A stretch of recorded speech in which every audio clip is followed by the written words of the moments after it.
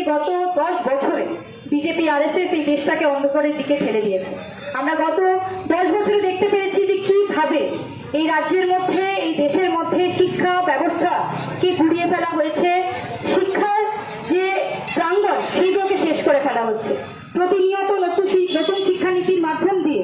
এমন একটা শিক্ষানীতি চাপিয়ে ফেলা হচ্ছে যেখানে আপনাকে সরাসরি বলা হচ্ছে যদি আপনার পকেটে টাকা থাকে তাহলে আপনি আগামী দিনে উচ্চশিক্ষার যে স্বপ্ন সেই স্বপ্নের কথা ভাববেন। যদি শিক্ষা শেষে চাকরির কথা ভাবছেন তখনও আপনাকে ঘুষের কথা ভাবতে হবে। যদি আপনার পকেটে টাকা থাকে, আপনি ঘুষ দিতে পারেন, তাহলে আপনি চাকরি পাবেন, মাথা উঁচু করে বাঁচতে পারবেন, না হলে এই রাজ্যের মধ্যে তথা দেশের মধ্যে আপনি বাঁচতে পারবেন না। আমরা প্রতিনিয়ত দেখছি যে গত 10টা বছরে প্রত্যেকটা সরকারি সংস্থানকে বেঁচে ফেলা হয়েছে, সেটা বিএসএনএল হোক, এলআইসি হোক, ব্যাংক, রেল, প্রত্যেকটা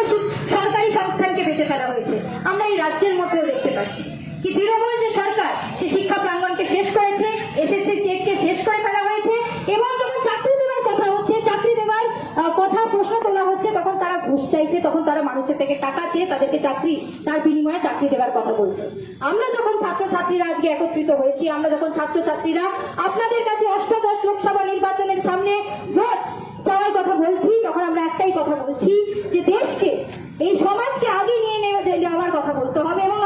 আগে যদি নিয়ে যেতে হয় তাহলে যে বামপন্থী বিচারধারা আছে, বামপন্থী শক্তি আছে, সেই বামপন্থী শক্তিদেরকে আগামী দিনে সংসদে, আগামী দিনে পার্লামেন্টে আরো শক্তিশালী করে তুলতে হবে। কারণ এই 10টা বছরে, আগামী পিছনে 5টা বছর যখন আমরা যাদেরকে এমপি করে নির্বাচিত করে সংসদে পাঠিয়েছিলাম, আমরা দেখতে পেরেছি এই বর্ধমান দুর্গাপুর লোকসভার মধ্যে সেই এমপি একটা প্রশ্ন এই বর্ধমান দুর্গাপুরের জন্য করতে পারেনি। আমরা দেখেছি তার এমপি ফান্ড থেকে একটা টাকাও সে এই বর্ধমান দুর্গাপুর লোকসভার মানুষদের জন্য বরাদ্দ করতে পারেনি। সে একবারও বর্ধমান বিশ্ববিদ্যালয়ের জন্য কথা বলতে পারেনি। সে একবারও এত কোটি টাকার যখন দুর্নীতি বর্ধমান বিশ্ববিদ্যালয়তে চলছে, সে একবারের জন্য পার্লামেন্টের মধ্যে বা বর্ধমানের মধ্যে এসে ছাত্র সমাজকে অ্যাড্রেস করতে পারেনি যে তাদের আজকে শিক্ষা ব্যবস্থার যে এই দুর্নীতি, সেই দুর্নীতি নিয়ে তার মাথা ব্যথা নেই কেন। আমরা শুধু মানুষকে বলতে চাই যে যদি আগামী প্রজন্মকে বাঁচাতে হয়, আমাদের আপনি প্রত্যেকটা ছাত্র সমাজের মানুষকে এবং তাদের অভিভাবক এবং প্রত্যেকটা মানুষকে যারা আপনারা শুনতে পাচ্ছেন, যদি আগামী প্রজন্মকে বাঁচাতে হয় তাহলে শিক্ষাকে বাঁচাতে হবে, এবং শিক্ষাকে যদি বাঁচাতে হয় তাহলে আমাদের প্রফেসরকে সংসদ বানিয়ে পার্লামেন্টের মধ্যে পাঠাতে হবে,